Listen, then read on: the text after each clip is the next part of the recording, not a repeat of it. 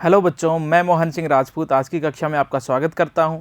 तो हम पढ़ रहे थे कक्षा 12 की इतिहास की पाठ्य पुस्तक का भाग 2 भारतीय इतिहास के कुछ विषय, और इसका 7वां अध्याय जो विजयनगर साम्राज्य के बारे में था उसके बारे में पिछली कक्षा में हमने थोड़ा सा पढ़ा था। आज उसी का एक साम्राज्य की राजधानी विजयनगर जो अपना पाठ है, इसका अगला भाग हम पढ़ेंगे और विजयनगर की स्थापत्य और उसकी राजधानी का जो परिक्षेत्र था उसके बारे में आज की कक्षा में हम समझेंगे। तो आइए बच्चों, शुरू करते हैं आज की कक्षा को। तो देखिए, विशाल फैला हुआ शहर विजयनगर साम्राज्य के बारे में कई सारे विदेशी यात्रियों ने अपने विवरणों में लिखा है, और उन्हीं में से एक विदेशी यात्री जिनका नाम है डोमिंगो पेस। तो डोमिंगो पेस जब विजयनगर शहर जब बिल्कुल जीवंत अवस्था में था, उस समय वो विजयनगर शहर की यात्रा पे आए थे और उन्होंने विजयनगर शहर को बहुत विशाल, बहुत बड़ा, यहाँ तक कि अपने देश में जो रोम शहर था उससे भी विशाल विजयनगर शहर को इन्होंने बताया है। तो देखिए, एक विशाल फैला हुआ शहर, इसके बारे में एक विदेशी यात्री डोमिंगो पेस ने क्या लिखा है। तो यह डोमिंगो पेस द्वारा लिखे गए विजयनगर शहर के वर्णन से लिया गया एक उद्धरण है। मतलब डोमिंगो पेस ने जो लिखा, उनकी किताब से, उनके लिखे हुए विवरण से लिया गया एक उद्धरण आपके सामने अब यहाँ पेश है। तो देखिए, डोमिंगो पेस क्या कह रहे हैं कि इस शहर का परिमाप मैं यहाँ नहीं लिख रहा हूँ, अपनी किताब में वो नहीं लिख पा रहे हैं इस शहर का परिमाप। किस शहर का? विजयनगर शहर का। क्योंकि वो कह रहे हैं कि इतना बड़ा शहर है, किसी भी जगह से वो पूरा एक साथ दिखाई ही नहीं देता। आगे देखिए, क्यों नहीं लिख पा रहे हैं परिमाप यहाँ? क्योंकि यह एक स्थान से पूरी तरह देखा नहीं जा सकता। इतना बड़ा शहर है कि किसी भी एक स्थान से ये पूरा का पूरा नहीं देखा जा सकता, इसलिए इसके परिमाप को यहाँ लिख पाना और इसका अंदाजा लगा पाना मुश्किल है। पर मैं एक पहाड़ पर चढ़ा जहां से इसका एक बड़ा भाग देख पाया। फिर कह रहे हैं डोमिंगो पेस कि फिर मैं एक बहुत ऊंचे पहाड़ पे चढ़ा जहां से पूरा शहर तो नहीं, लेकिन इसका एक बहुत बड़ा भाग मैं देख पाया। आगे कह रहे हैं, मैं इसे पूरी तरह नहीं देख पा रहा था क्योंकि यह कई पर्वत श्रृंखलाओं के बीच स्थित था। विजयनगर शहर के बीच बीच में कई सारी पर्वत श्रृंखलाएं थी, इसलिए वो एक ऊंचे पहाड़ पे से भी पूरा नहीं देख पा रहे थे। लेकिन जितना वो देख पाए उसके बारे में क्या लिखते हैं, आगे देखिए। वहां से मैंने जो देखा, एक ऊंचे पहाड़ पे से मैंने जो देखा, वह मुझे रोम जितना विशाल प्रतीत हुआ और देखने में अत्यंत सुंदर था। मतलब रोम जो शहर है बहुत ही बड़ा शहर था, 7 पहाड़ियों के बीच में स्थित इटली का एक शहर रोम, उससे तुलना की है कि उसके जितना विशाल मैं देख पा रहा था, और कुछ हिस्सा और था जिसे मैं देख नहीं पा रहा था। इसका मतलब ये रोम शहर से भी एक विशाल शहर था। कौन सा? विजयनगर शहर। ये कह रहे हैं कि बहुत ही सुंदर शहर था, बीच बीच में झीलें थी, नहरें थी और बहुत अच्छे अच्छे उद्यान थे, बहुत अच्छे अच्छे महल और भवन थे। देखिए आगे क्या लिखता है, और देखने में अत्यंत सुंदर, इसमें पेड़ों के कई उपवन हैं, आवासों के बगीचों के बीच बीच में आवास है, तथा पानी की कई नालियां जो इसमें आती है। मतलब कई सारी नहरें, पानी की नालियां जो पानी को दूर के तालाबों से शहर के अंदर तक लेके आती हैं, तथा कई स्थानों पर झीलें भी हैं बीच बीच में। फिर कह रहे हैं, तथा राजा के महल के समीप ही खजूर के पेड़ों का बगीचा तथा अन्य फल प्रदान करने वाले वृक्ष भी हैं। तो इस तरह विदेशी यात्री डोमिंगो पेस ने विजयनगर शहर की विशालता और इसकी खूबसूरती का वर्णन किया है। अब आगे देखिए, विजयनगर शहर की बसावट के बारे में जो इतिहासकारों ने अनुमान लगाए हैं उसके सर्वेक्षण के दौरान, उस बारे में बात करते हैं। जल संपदा, हम बात करें कि विजयनगर शहर, पिछली कक्षा में हम देखा था कि तुंगभद्रा और कृष्णा नदी के दक्षिण से शुरू होकर दक्षिण में पूरा फैला हुआ था। दक्कन के प्रदेश में मुख्यतः इसका विस्तार था, जो कि एक शुष्क प्रदेश माना जाता है जहां बारिश कम होती है। इसलिए जो पानी है उसका संरक्षण करना बहुत जरूरी था, और इस बात को विजयनगर के शासकों ने बहुत अच्छे से समझा, और विजयनगर के शासकों को राय कहा जाता था। उन लोगों ने इस बात को अच्छी तरह से समझ लिया था कि पानी का संरक्षण करना बहुत जरूरी है। तो तुंगभद्रा जो नदी थी उसके आसपास बहुत सारे बड़े बड़े जलाशय बनाए गए थे, और उन जलाशयों से नहरों के द्वारा पानी को शहर के अंदर तक लाया जाता था। तो उसी बारे में हम पढ़ेंगे, जल संपदा। तो विजयनगर की भौगोलिक स्थिति के विषय में सबसे चौंकाने वाला तथ्य तुंगभद्रा नदी द्वारा यहां निर्मित एक प्राकृतिक कुंड था। तो तुंगभद्रा नदी जो इसके उत्तर की तरफ बहती थी विजयनगर साम्राज्य के, तो तुंगभद्रा नदी पे एक विशाल प्राकृतिक जल कुंड था। चारों तरफ ग्रेनाइट की पहाड़ियां थी, और उनमें से छोटी छोटी जलधाराएं, छोटी छोटी नदी नाले निकल के उन कुंडों में मिल जाते थे। फिर कह रहे हैं, कि पहाड़ियों से कई जलधाराएं आकर नदी में मिलती थी। उत्तर की तरफ ग्रेनाइट की पहाड़ियां थी राज्य के उत्तर की तरफ, और उन्हीं में से तुंगभद्रा नदी बहती थी और कई सारी छोटी छोटी जलधाराएं आके नदी में मिलती थी और उनमें बहुत सारे जलकुंड वहां पर बने हुए थे जहां पर पानी का संरक्षण किया जाता था। लगभग सभी धाराओं के साथ साथ बांध बनाकर अलग अलग आकारों के हौज बनाए गए थे। सभी जलधाराओं के साथ बांध बनाए गए थे और अलग अलग आकार के छोटे बड़े जलकुंड बनाकर पानी को रोका जाता था, संरक्षित किया जाता था, ताकि सूखे के समय उसका उपयोग कर सके उस पानी का। तो इस तरह की जल संरक्षण पद्धति विजयनगर के शासकों ने अपनाई थी।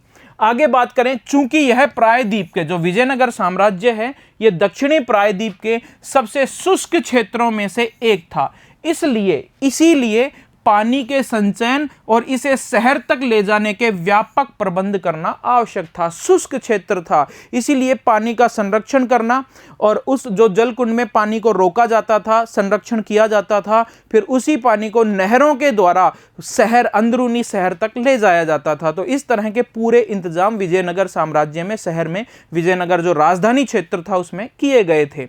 आगे बात करें, सबसे खूबसूरत हौज में से एक का निर्माण जो 15वीं शताब्दी में हुआ था। इतिहासकारों ने एक ऐसा हौद वहां पे खुदाई में खोज निकाला है जिसका निर्माण शायद 15वीं शताब्दी में हुआ था और वो बहुत ही खूबसूरत पानी का हौद था और उसका नाम क्या है? कमलपुरम जलाशय। तो देखिए फिर से, ऐसे सबसे महत्वपूर्ण हौज में एक का निर्माण 15वीं शताब्दी के आरंभिक वर्षों में हुआ, जिसे आज मतलब इतिहासकारों ने आज उस जल के कुंड को, उस हौद को क्या नाम दिया है?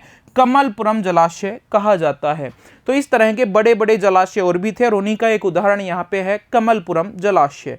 आगे बात करें, इस हौज के पानी से न केवल आसपास के खेतों को सींचा जाता था, कृषि कार्य के भी उपयोग में इस पानी को जो इकट्ठा किया जाता था जलकुंडों में, उस पानी को खेती के काम में, खेतों की सिंचाई के लिए भी उपयोग किया जाता था, बल्कि इसे एक नहर के माध्यम से राजकीय केंद्र तक भी ले जाया गया था। मतलब आसपास की भूमि को तो सींचा ही जाता था, बल्कि बड़ी सी एक नहर बनाकर जो राजधानी क्षेत्र था, राजकीय जो केंद्र था, राजा के महल वगैरह थे, वहां तक पानी को ले जाया जाता था। और यहां पर आप देख रहे हैं कि राजकीय केंद्र की ओर जाती हुई एक कृत्रिम जल प्रणाली, मतलब एक नहर का चित्र आप यहां पर देख रहे हैं। यह नहर है और किस तरह से ये एक बड़ी नहर पानी को जलकुंड से और जो राजकीय केंद्र दिख रहा होगा इस तरफ, वहां तक ये ले जाती थी। तो इतिहासकारों ने इस नहर के प्रमाण भी खोज निकाले हैं जो आप चित्र में देख रहे हैं। आगे देखिए बच्चों, किलेबंदियां तथा सड़कें। अब हम बात करेंगे कि विजयनगर जो राष्ट्रीय राजधानी था, मतलब एक राजधानी थी विजयनगर। हमने बात की थी कि विजयनगर क्या है, तो विजयनगर एक साम्राज्य और एक राजधानी दोनों के लिए प्रयुक्त होने वाला शब्द है। पूरे साम्राज्य भी विजयनगर साम्राज्य कहलाता था, राजधानी का नाम भी क्या था? विजयनगर, जो एक बहुत विशाल शहर था। उस शहर के चारों तरफ किलेबंदी की गई थी। शहर के चारों तरफ शहर को दूसरे आक्रमणकारियों से बचाने के लिए, सुरक्षित रखने के लिए बहुत बड़ी दीवारें बनाई गई थी, किलेबंदी की गई थी। और एक विदेशी यात्री है अब्दुल रज्जाक, उसने ऐसा वर्णन किया है कि 7 दीवारों के द्वारा इस शहर को सुरक्षा प्रदान की गई थी। पहली दीवार जो सबसे बाहर होती थी, फिर उसके बाद एक और दीवार, अगर दुश्मन पहली दीवार को लांघ के अंदर आता है तो दूसरी दीवार भी सुरक्षा के लिए होती थी, फिर तीसरी, चौथी, इस तरह से 7 दीवारें सुरक्षा प्राचीर के रूप में रक्षा करती थी विजयनगर साम्राज्य की। ऐसा वर्णन हमें एक विदेशी यात्री अब्दुल रज्जाक देता है, जो विजयनगर साम्राज्य में घूमने आया था और उस शहर को उसने देखा था। तो देखिए, किलेबंदियां तथा सड़कें। अब बात करें कि 15वीं शताब्दी में फारस के एक शासक ने अपना राजदूत भेजा था विजयनगर साम्राज्य में। तो फारस के शासक द्वारा कालीकट, जिसका आजकल नाम क्या है? कोझिकोड, यहां पर एक अपना राजदूत भेजा गया दूत, उसका नाम क्या था? अब्दुल रज्जाक। और यह विजयनगर राजधानी क्षेत्र की किलेबंदी से बहुत प्रभावित हुआ।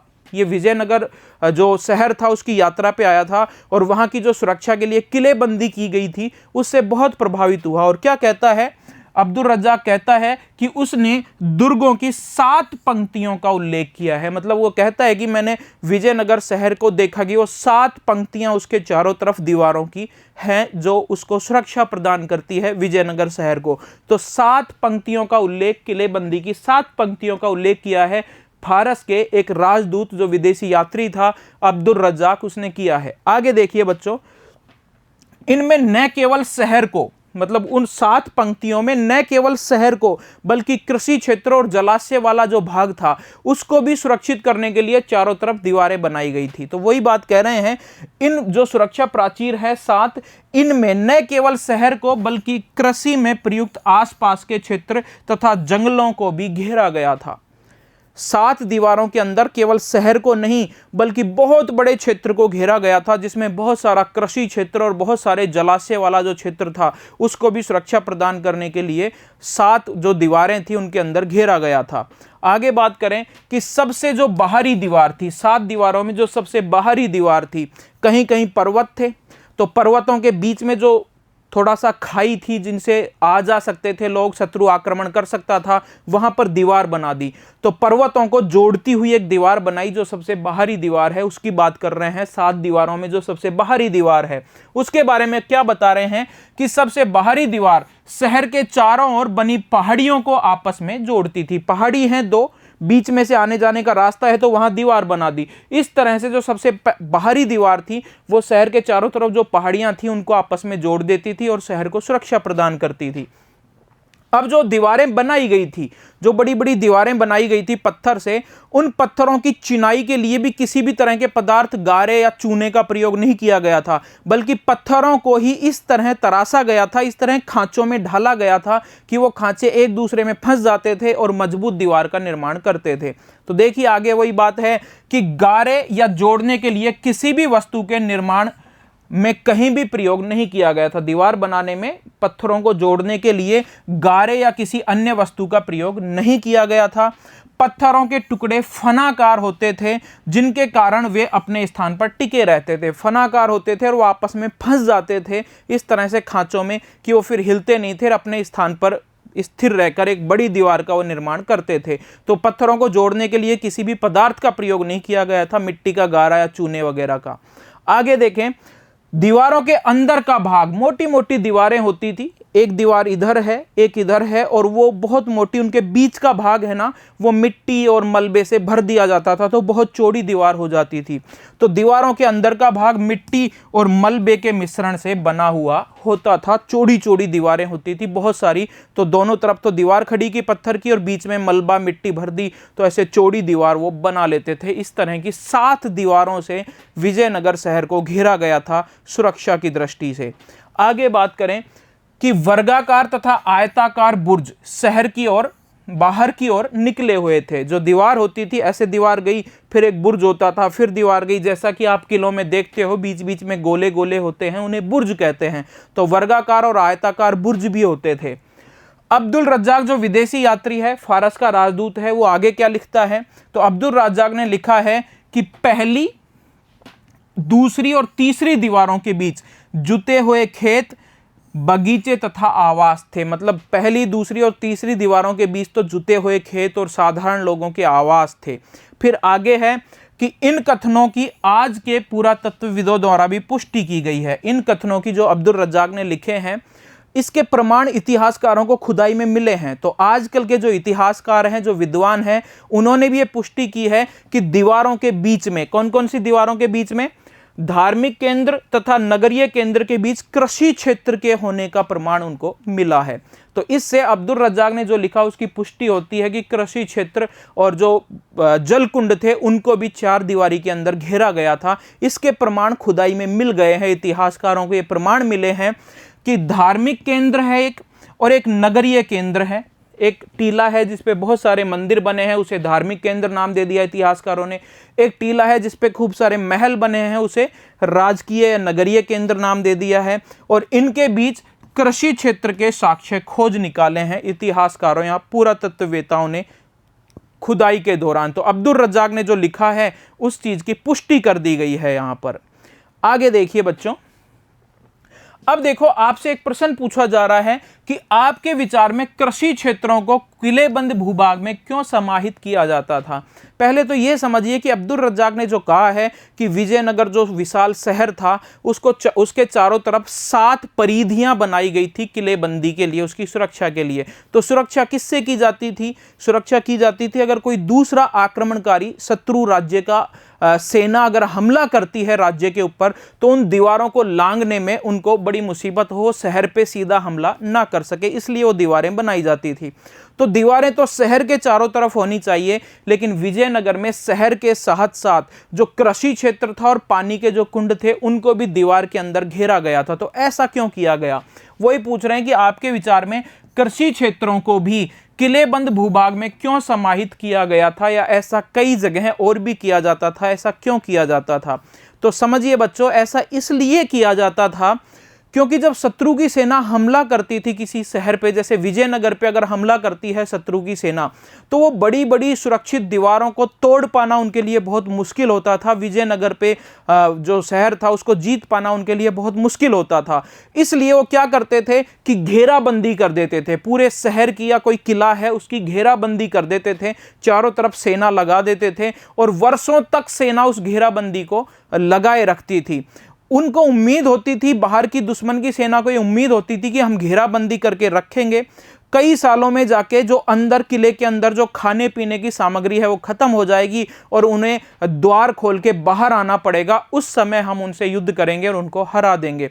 तो विजयनगर के शासकों ने विशेष प्रबंध किए थे कि वर्षों तक घेराबंदी रहे तो भी शहर के अंदर खाने पीने की सामग्री की कमी नहीं हो, क्योंकि कृषि क्षेत्र है, वहीं पैदा होगा और पानी के भी पर्याप्त भंडार है। इसलिए कृषि क्षेत्र और पानी के जो कुंड थे उनको भी 4 दीवारी के अंदर रखा गया था। देखिए बच्चों फिर से एक बार कि आपके विचार से कृषि क्षेत्रों को भी किलेबंद भूभाग में क्यों समाहित किया गया था। तो देखिए, अक्सर मध्यकालीन घेराबंदियों का मुख्य उद्देश्य, जो घेराबंदी की जाती थी सेना के द्वारा किसी क्षेत्र को जीतने के लिए, उस घेराबंदी का मुख्य उद्देश्य प्रतिपक्ष को खाद्य सामग्री से वंचित कर समर्पण करने के लिए बाध्य करना होता था। वो घेराबंदी इसलिए की जाती थी कि इनको खाद्य सामग्री नहीं पहुंचाई जाएगी, कहीं से भी कोई मदद नहीं मिलेगी, तो किले के अंदर खाने पीने की चीजें कभी तो खत्म होंगी और उस समय फिर वो जब भूखे मरेंगे तो आके हमारे अधीनता स्वीकार करेंगे, आत्मसमर्पण करेंगे। आमतौर पर शासक ऐसी परिस्थितियों से निपटने के लिए ही किलेबंदी क्षेत्रों के भीतर ही विशाल अन्नागारों का निर्माण करवाते थे। बड़े बड़े अनाज के गोदाम वो किलेबंदी के अंदर रखते थे। लेकिन विजयनगर के शासकों ने और भी बढ़ के इससे काम किया कि पूरा कृषि क्षेत्र ही 4 दीवारी के अंदर उन्होंने ले लिया, ताकि अनाज की कमी कभी हो ही नहीं। आक्रमण के समय, घेराबंदी के समय उन्हें कोई दिक्कत ना हो, नया अनाज हम उगा सकें उस क्षेत्र में, पानी की भी कोई कमी ना हो।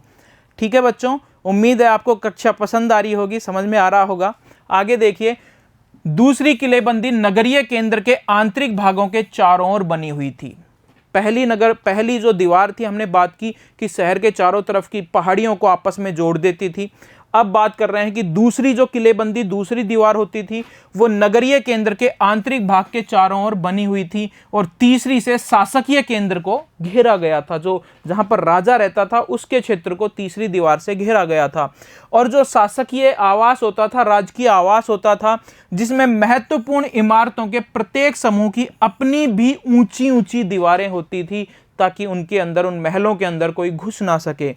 दुर्ग में प्रवेश के लिए चारों तरफ तो दीवार होती थी, लेकिन प्रवेश के लिए अच्छी तरह से सुसज्जित प्रवेश द्वार थे जो शहर को मुख्य सड़कों से जोड़ते थे। तो जो दीवारें होती थी उनमें प्रवेश द्वार बने होते थे, दिन के समय उनको खोल दिया जाता था ताकि लोग आ जा सकें, व्यापारी आ जा सकें। तो बड़े ही सुंदर सुंदर सुसज्जित प्रवेश द्वार होते थे।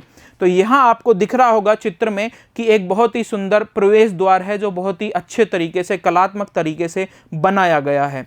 देखिए इसके बारे में, किलेबंद बस्ती में जाने के लिए बने प्रवेश द्वार पर बनी मेहराब और साथ ही द्वार के ऊपर बनी गुंबद तुर्की सुल्तानों द्वारा प्रवर्तित स्थापत्य के चारित्रिक तत्व माने जाते हैं। अब ये जो दरवाजा दिख रहा है आपको, एक प्रवेश द्वार दिख रहा है, तो इसमें ये जो दिख रहा है ये मेहराब है और ऊपर जो गोल दिख रहा है ये गुंबद है। तो इस तरह की मेहराब और ऊपर का गुंबद ये इस्लामी वास्तुकला की विशेषता है। मतलब जो इस्लाम में जो भवन बनते थे, मुसलमान जो शासक यहाँ पर भवन बनाते थे, उनकी ये विशेषता है।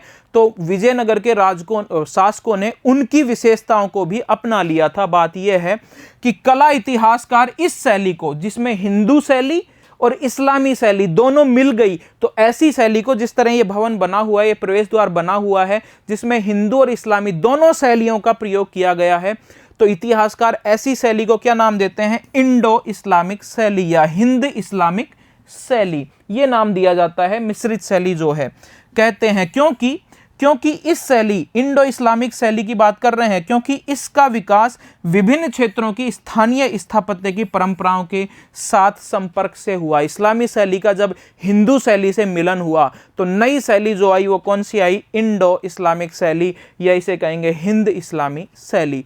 तो इन शैली में या अन्य शैलियों में बहुत सुंदर सुंदर प्रवेश द्वार बने होते थे शहर में आने जाने के लिए। आगे बात करें शहरी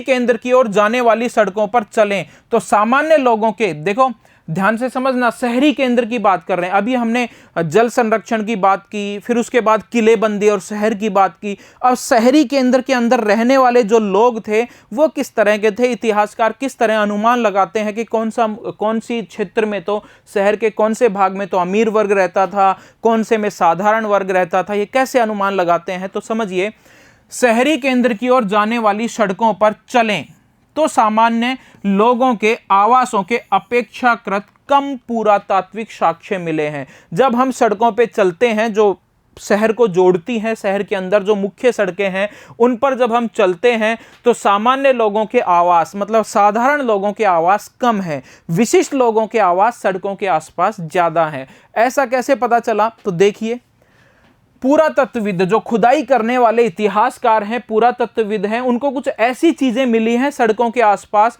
जो उस समय शायद बहुत महंगी होती थी और वो केवल अमीर व्यापारी वर्ग ही उनका प्रयोग कर सकता है। अब जहां पर वो मिली हैं तो अंदाजा लगा सकते हैं कि यहां पर शायद अमीर और व्यापारी वर्ग रहता होगा, मतलब यहां पर साधारण वर्ग नहीं रह सकते। देखिए वही बात कि पुरातत्वविदों ने कुछ स्थानों जिनमें शहरी केंद्र का उत्तर पूर्वी कोना भी शामिल है में परिष्कृत चीनी मिट्टी पाई है और उनका यह सुझाव है कि हो सकता है कि इन स्थानों पर अमीर व्यापारी रहते हों। सड़कों के आसपास जो खासकर शहर का उत्तरी कोना है, उत्तरी पूर्वी भाग है, वहां पर खुदाई में इस तरह की चीनी मिट्टी के बने हुए टूटे फूटे बर्तन मिले हैं। उस समय चीनी मिट्टी के बर्तन बहुत महंगे होते थे तो साधारण लोग इन्हें प्रयोग कर नहीं सकते थे। इसका मतलब जहां ये मिले हैं वहां पर अमीर वर्ग ही रहता होगा। तो ऐसा मान लिया कि सड़कों के आसपास खासकर उत्तर पूर्वी भाग, शहर के उत्तर पूर्वी भाग में अमीर वर्ग या व्यापारी वर्ग के लोग रहते थे। ऐसा पुरातत्वविद और इतिहासकारों ने अनुमान लगाया है जो वस्तुएं मिली है अवशेषों में खुदाई में उनके द्वारा। आगे बात करेंगे, कई सारे कब्रगाह और मस्जिदों के प्रमाण मिले हैं तो हम कह सकते हैं कि यहाँ पे मुसलमान रहते होंगे, कब्रगाह मिल रहे हैं। तो देखिए, यह मुस्लिम रिहायशी मोहल्ला भी था। जिस मोहल्ले की अभी हम बात कर रहे थे ये मुस्लिमों का मोहल्ला भी था। ऐसा कैसे कह सकते हैं? क्योंकि यहाँ स्थित मकबरों तथा मस्जिदों के विशिष्ट प्रमाण से ऐसा पता चलता है। यहाँ पर मस्जिद और मकबरों के प्रमाण मिले हैं, उनसे पता चलता है कि यहाँ पर मुस्लिम लोग भी रहते थे। आगे बात करें सामान्य लोगों के आवासों। अब सामान्य लोगों की बात कर रहे हैं, सामान्य लोगों के आवासों के बारे में, उनके घरों के बारे में। तो सामान्य लोगों के आवासों जो अब अस्तित्व में नहीं है, टूट फूट गए हैं वैसे तो, लेकिन फिर भी एक अनुमान है। और उस समय आए एक यात्री ने क्या लिखा है सामान्य लोगों के घर और आवासों के बारे में? तो सामान्य लोगों के आवासों जो अब अस्तित्व में नहीं है का 16वीं शताब्दी का एक पुर्तगाली यात्री जिसका नाम है बारबोसा, और हमने पिछले अध्याय में इसके बारे में पढ़ा भी था। तो पुर्तगाली यात्री बारबोसा जिसने विजयनगर साम्राज्य की यात्रा की थी, वो सामान्य लोगों के आवासों के बारे में क्या लिखता है देखिए। तो बारबोसा कुछ इस प्रकार वर्णन करता है, क्या कहता है कि लोगों के अन्य आवास छप्पर के थे, मतलब ऊपर से झोपड़ी जैसे थे, छप्पर जैसे थे, पर फिर भी सुदृढ़ थे, मतलब वो मजबूत थे। भले ही ऊपर घास फूस से बनाए गए झोपड़ी जैसे, छप्पर जैसे थे, लेकिन फिर भी वो सुदृढ़ और मजबूत थे। आगे क्या कहता है यात्री बारबोसा? कह रहा है और व्यवसाय के आधार पर कई खुले स्थानों वाली लंबी गलियों में व्यवस्थित थे। मतलब लंबी लंबी गलियों में ये मकान दोनों तरफ व्यवस्थित थे और उनमें बाजार वगैरह लगते थे। इसी तरह कह रहा है कि व्यवसाय के आधार पर कई खुले स्थानों वाली लंबी गलियों में ये स्थित थे, सामान्य लोगों के आवास। ठीक है, आगे देखिए बच्चों, राजकीय केंद्र, जो शहर जिसका उत्खनन किया गया, खुदाई की गई, वहां पर खोज की गई, तो पता चला कि एक तो धार्मिक केंद्र था जहां पे बहुत सारे मंदिर थे, एक ऐसी जगह थी जहां पे बड़ी बड़ी इमारतें थी। अब बड़ी इमारतों से ऐसा लगता है कि ये अनुष्ठानिक इमारतें नहीं थी, धार्मिक इमारतें नहीं थी, इतनी बड़ी इमारतें, इसका मतलब ये राजकीय इमारतें हो सकती है, राजा के रहने या उसकी सभा के लिए ये इमारतें हो सकती है। तो उनको क्या कह दिया, राजकीय केंद्र कह दिया। तो देखिए इनमें कौन कौन सी मुख्य इमारतें हैं जिनकी आज हम इस कक्षा में बात करेंगे, समझेंगे। तो राजकीय केंद्र बस्ती के दक्षिणी पश्चिमी भाग में था। जो राजकीय केंद्र है जहां पर राजा या उसका परिवार रहता था, वो बस्ती के दक्षिणी पश्चिमी भाग में स्थित था। इसमें 60 से भी अधिक मंदिर शामिल थे। वहां पर राजकीय जो केंद्र है वहां पर 60 से भी अधिक मंदिरों के अवशेष मिले हैं। कई बड़े बड़े भवनों के अवशेष मिले हैं, उन्हें राजकीय भवन मान लिया, और छोटे भवनों के अवशेष मिले हैं, उन्हें मंदिरों के अवशेष मान लिया। तो लगभग 60 से अधिक मंदिर सम्मिलित थे जो यहां पर बने हुए थे। राजकीय केंद्र जो शहर के दक्षिणी पश्चिमी भाग में स्थित था। स्पष्ट है, मंदिरों और संप्रदायों को प्रश्रय देना शासकों के लिए महत्वपूर्ण था। जो शासक थे विजयनगर के, वो मंदिरों और उनके पुरोहितों को संरक्षण देते थे। हमने बात की थी पिछले अध्याय के दौरान भी कि यह संरक्षण क्यों दिया जाता था भक्ति संतों और सूफी संतों को, क्योंकि भक्ति और सूफी संत आम लोगों में बहुत ज़्यादा प्रसिद्ध होते थे, लोकप्रिय होते थे, और इसीलिए उन लोगों का, मतलब भक्ति और सूफी संतों का समर्थन, उनका प्रश्रय पाना वो चाहते थे शासक वर्ग, ताकि उनकी भी लोकप्रियता जनता में बनी रहे। जो इन देव स्थलों, शासक इन देव स्थलों में प्रतिष्ठित देवी देवताओं से संबंध के माध्यम से अपनी सत्ता को स्थापित करने तथा वैधता प्राप्त करने का प्रयास वो करते थे। अपने आप को भगवान के मंदिर बनवाते थे और अपने आप को उन मंदिरों से जोड़ लेते थे, भगवान का अवतार मान लेते थे या भगवान का मुख्य पुरोहित ऐसा वो दिखाते थे, ताकि वो अपनी वैधता प्राप्त कर सके, लोग उनको मान सके कि इसमें दैवीय शक्ति है जिसके द्वारा ये यहाँ पर शासन कर रहा है। तो ऐसी वैधता प्राप्त करने के लिए वो अपने भवनों के आसपास, जो शासक वर्ग है, वो इस तरह के मंदिर बनवाते थे बहुत सारे। देखिए आगे, लगभग 30 संरचनाओं की पहचान महलों के रूप में की गई है। जो राजकीय केंद्र था उसमें 60 से अधिक तो मंदिर हैं और लगभग 30 ऐसे भवन हैं जिनके हमने पहचान किस रूप में की है, महलों के रूप में जिनकी पहचान की गई है।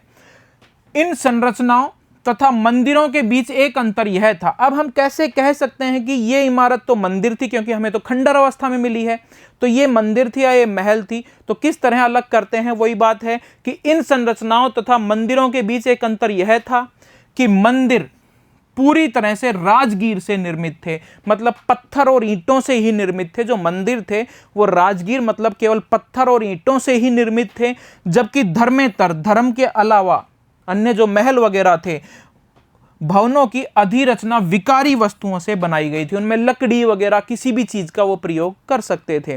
तो इस तरह धार्मिक भवन और राजकीय भवनों में भिन्नता की जाती है कि धार्मिक भवन या मंदिर तो केवल कह रहे हैं कि राजगीर से निर्मित, मतलब पत्थर और ईंटों से ही निर्मित होते थे, और अन्य भवनों में अन्य विकारी वस्तुओं का भी प्रयोग कर लिया जाता था। पत्थर ईंटों के साथ लकड़ी या अन्य वस्तुओं का भी प्रयोग वहां पर कर लिया जाता था।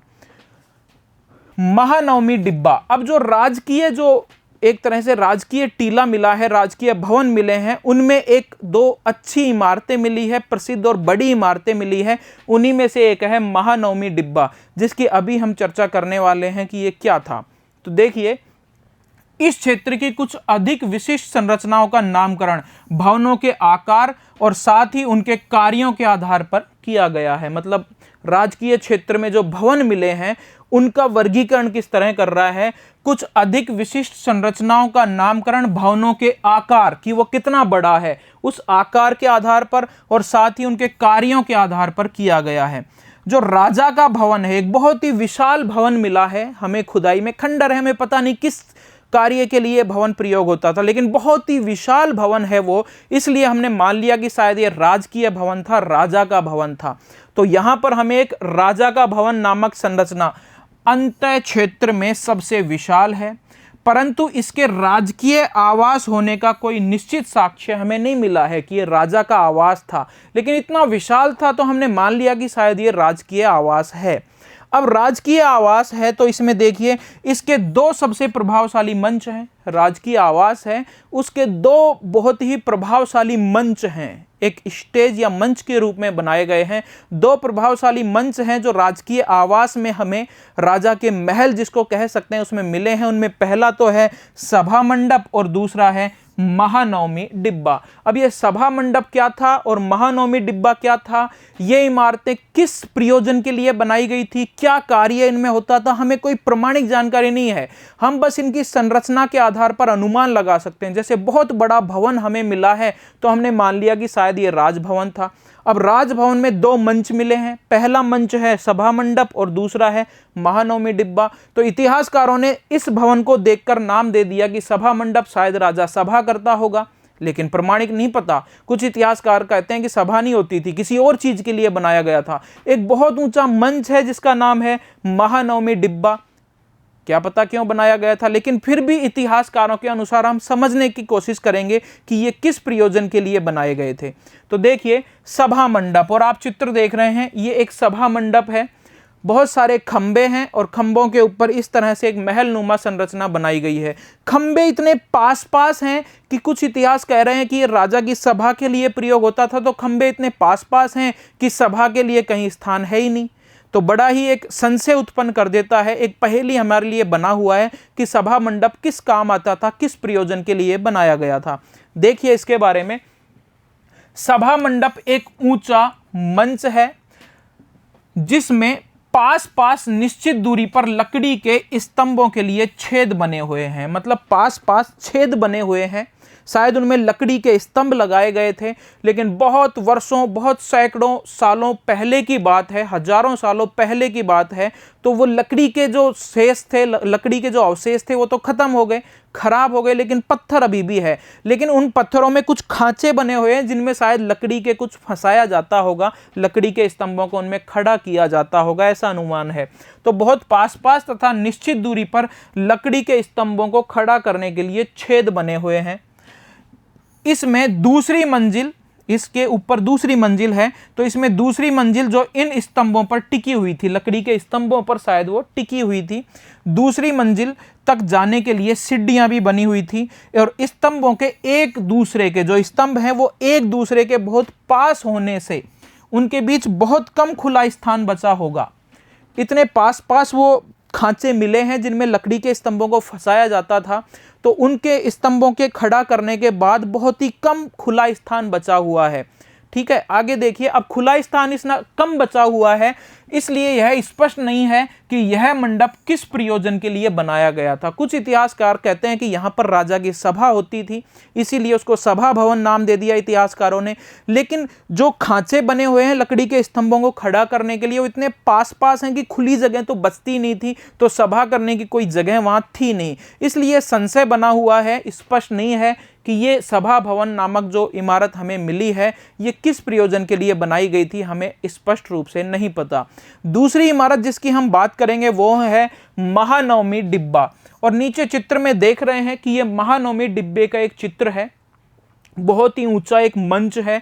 देखिए इसके बारे में, शहर के सबसे ऊंचे स्थानों में से एक पर स्थित है। पूरे शहर का जो सबसे ऊंचा स्थान है उस ऊंचे स्थान पर यह बनाया गया है महानवमी डिब्बा।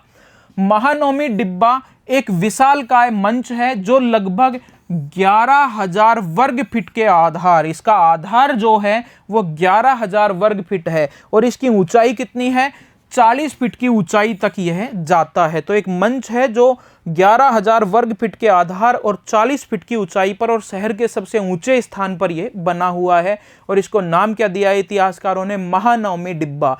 अब इसको महानवमी डिब्बा क्यों नाम दिया, तो देखिए आगे हम समझते हैं कि इसको महानवमी डिब्बा नाम देने के क्या कारण थे।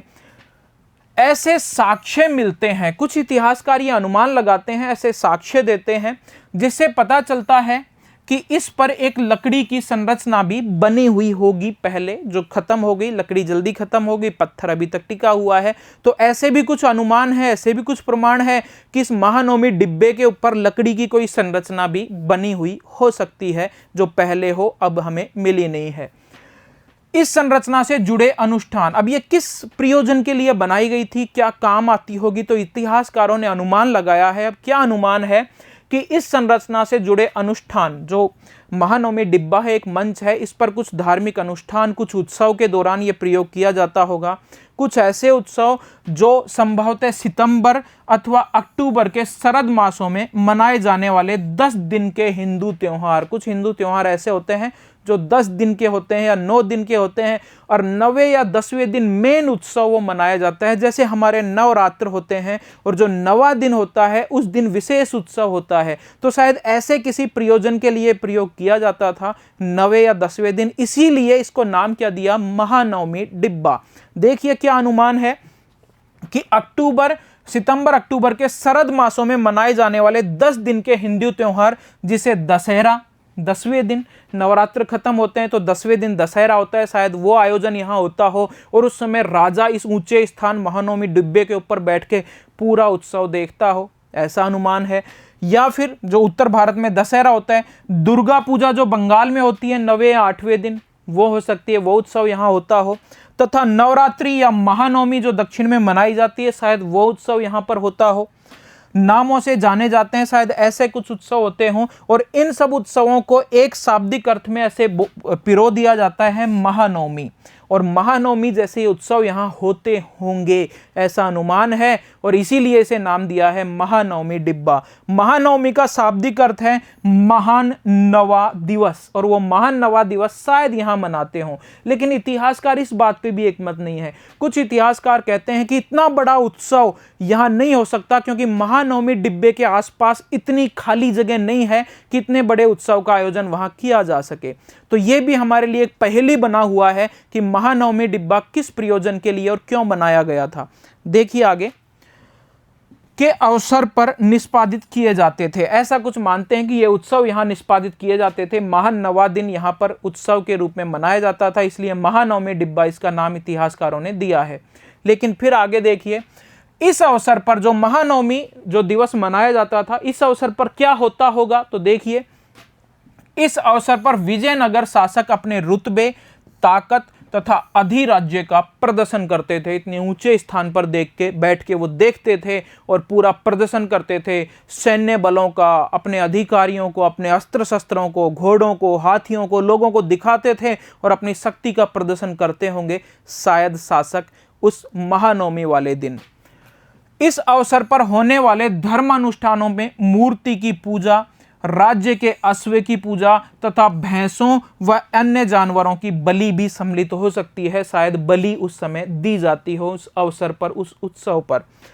नृत्य, कुश्ती प्रतिस्पर्धा तथा सजे हुए, साज लगे घोड़े मतलब सजे हुए घोड़े, हाथियों तथा रथों और सैनिकों की शोभा यात्रा, और साथ ही प्रमुख नायकों तथा अधीनस्थ राजाओं द्वारा राजा और उसके अतिथियों को दी जाने वाली औपचारिक भेंट इस अवसर के प्रमुख आकर्षण थे, ऐसा इतिहासकार मानते हैं। यहाँ एक शब्द आया है नायक, तो पिछली कक्षा में हमने बात की थी कि राय और नायक, तो राय तो विजयनगर के शासकों को कहते थे, और उसके जो अधिकारी होते थे जो किसी एक एक क्षेत्र को संभालते थे, जो राजा के प्रति स्वामी भक्त बने होते थे, उन्हें क्या कहते थे, नायक या अमर नायक।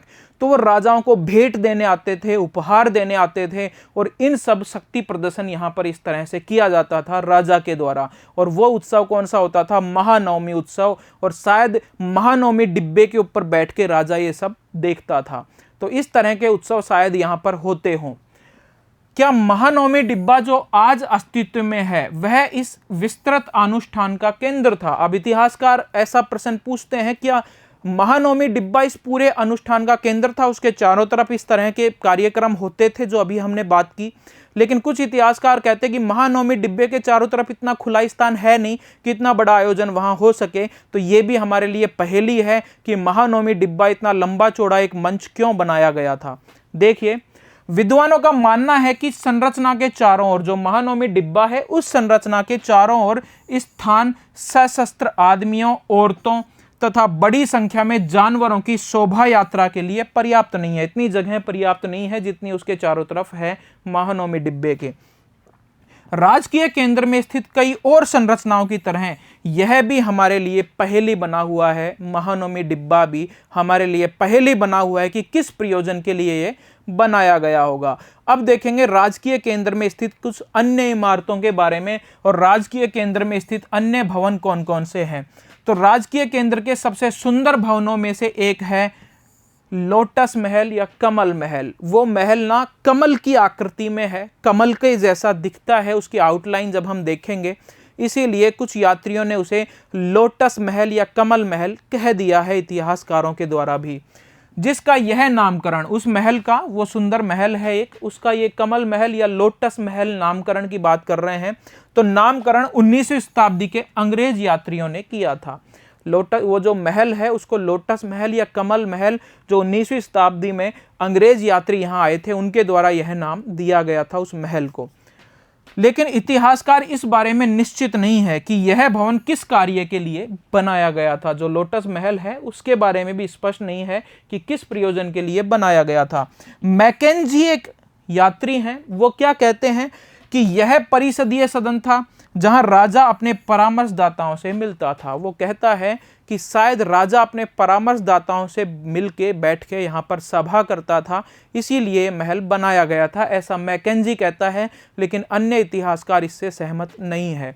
और ये वो चित्र है कमल महल या लोटस महल जो है उसका ये चित्र आप देख रहे हैं कि ये चारों तरफ से देखने पे, इधर से हर तरफ से देखेंगे तो ऐसा ही दिखेगा और इसकी आकृति कुछ कमल जैसी लगती है, इसीलिए इसे 19वीं शताब्दी के अंग्रेज यात्रियों ने क्या नाम दिया, लोटस महल और कमल महल इसको हम कहते हैं।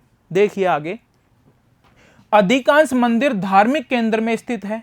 धार्मिक केंद्र अलग है और राजकीय केंद्र अलग है। तो ज्यादातर मंदिर धार्मिक केंद्र में है, लेकिन 60 मंदिर लगभग हमें राजकीय केंद्र में भी मिले हैं।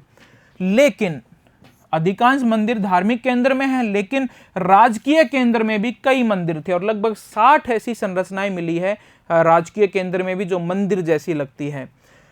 इनमें से, इन 60 संरचनाओं में से जो राजकीय केंद्र में कुछ मंदिर की संरचनाएं हैं, इनमें से अत्यंत दर्शनीय को हजार राम मंदिर कहा जाता है। तो एक और प्रसिद्ध मंदिर जो राजकीय केंद्र में स्थित है वो कौन सा है, हजार राम मंदिर कहा जाता है उसको। संभवतः इसका प्रयोग केवल राजा और उसके परिवार द्वारा किया जाता था। धार्मिक केंद्र अलग था जहां पे खूब सारे मंदिर थे, शायद वो आम जनता, आम लोगों के लिए बने हुए थे। जबकि राजकीय केंद्र में भी कुछ मंदिर थे जिनमें से एक बहुत ही खूबसूरत मंदिर जिसे हजार राम मंदिर कहते हैं वो है। तो शायद वो राजकीय केंद्र में था, तो ऐसा अनुमान है कि इस मंदिर का प्रयोग केवल जो राजकीय घराने के औरत और स्त्री थे वो ही करते होंगे, ऐसा इतिहासकारों का अनुमान है। मंदिर की आंतरिक दीवारों पर उत्कीर्ण रामायण से लिए गए कुछ दृश्यांश सम्मिलित है। जो मंदिर है उसकी आंतरिक दीवारों पर बहुत सारे ऐसे चित्र बनाए गए हैं जो रामायण से संबंधित है। रामायण के विभिन्न दृश्यों से संबंधित बहुत सारे चित्र इस हजार राम मंदिर की दीवारों पर बने हुए हैं। तो देखिए वही मंदिर की दीवारें, हजार राम मंदिर की दीवारों पर जो मूर्ति कला है, जो चित्र हैं, वो रामायण से संबंधित है। और आप ध्यान से देखेंगे तो देख पाएंगे ये वाले चित्र कुछ ऐसे प्रतीत होते हैं जैसे घोड़ा है और लव या कुश के द्वारा घोड़े को पकड़ा गया है अश्वमेध यज्ञ के दौरान जो छोड़ा गया था। तो अन्य चित्र भी कहीं ना कहीं रामायण से संबंधित लगते हैं, इसीलिए इसे हजार राम मंदिर कहा गया है। तो बच्चों, उम्मीद है आज की कक्षा आपको अच्छे से समझ में आ गई होगी, पसंद आई होगी। अब हम अगली कक्षा में कुछ और चर्चाएं करेंगे। बहुत बहुत धन्यवाद।